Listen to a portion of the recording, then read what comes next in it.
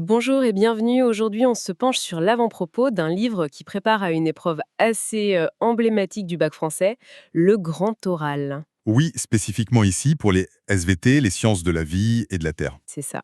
Le livre, c'est le grand oral, exemple rédigé en SVT. L'idée, c'est de voir un peu ce que cette préface nous dit des enjeux de l'épreuve et de l'aide que ce genre de livre peut apporter. Tout à fait. Et d'emblée, l'avant-propos rappelle l'objectif officiel, celui de la note de service de juin 2024. C'est double, en fait. Ah oui, C'est-à-dire. il faut montrer sa capacité à prendre la parole en public de façon claire et convaincante, classique, on va dire. Mhm. Mais aussi, c'est là que ça devient intéressant, mettre ses savoirs au service d'une argumentation.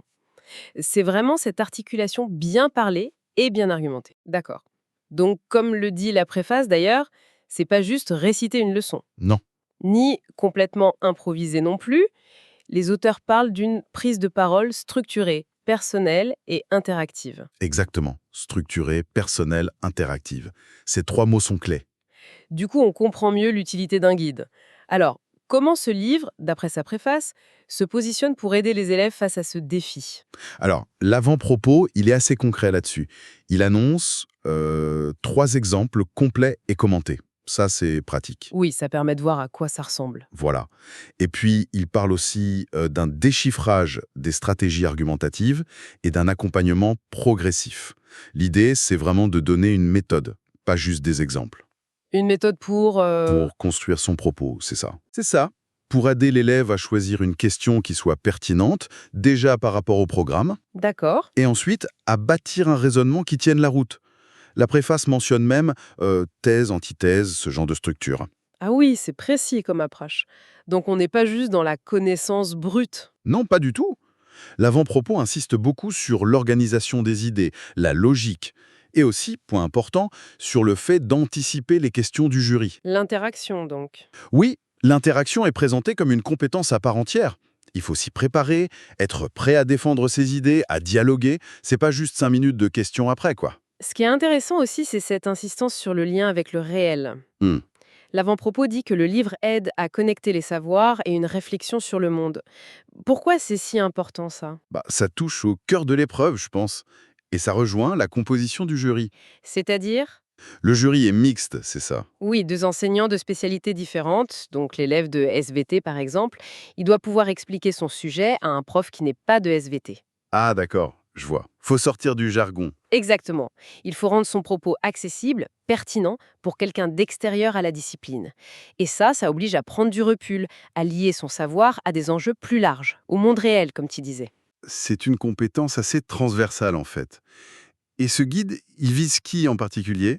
Juste les futurs scientifiques? Non, la préface est assez claire là-dessus. Elle dit que ça s'adresse à tous les élèves qui veulent s'améliorer à l'oral. Même ceux qui sont moins à l'aise au départ? Oui, oui. Il y a même une mention pour les élèves avec aménagement, avec une référence à une annexe 2, donc ça se veut inclusif. D'accord. Et c'est aussi présenté comme un outil pour les enseignants qui accompagnent les élèves. Bon, alors, si on résume un peu l'esprit de cette préface, le message, c'est que le grand oral, c'est pas qu'une affaire de connaissances. Non, c'est surtout la capacité à transformer ces connaissances en paroles.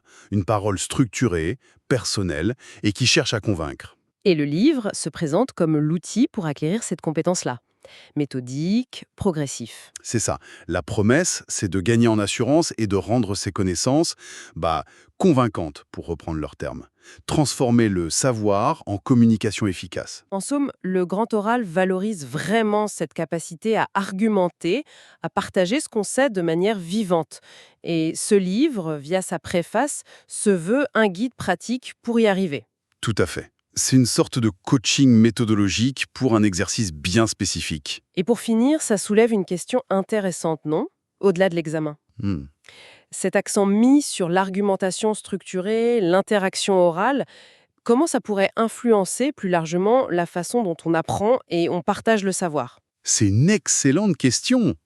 Qu'est-ce que ça change de valoriser autant cette parole convaincante dans le parcours éducatif? Et peut-être même après, dans la vie professionnelle ou citoyenne? Ça mérite réflexion, effectivement.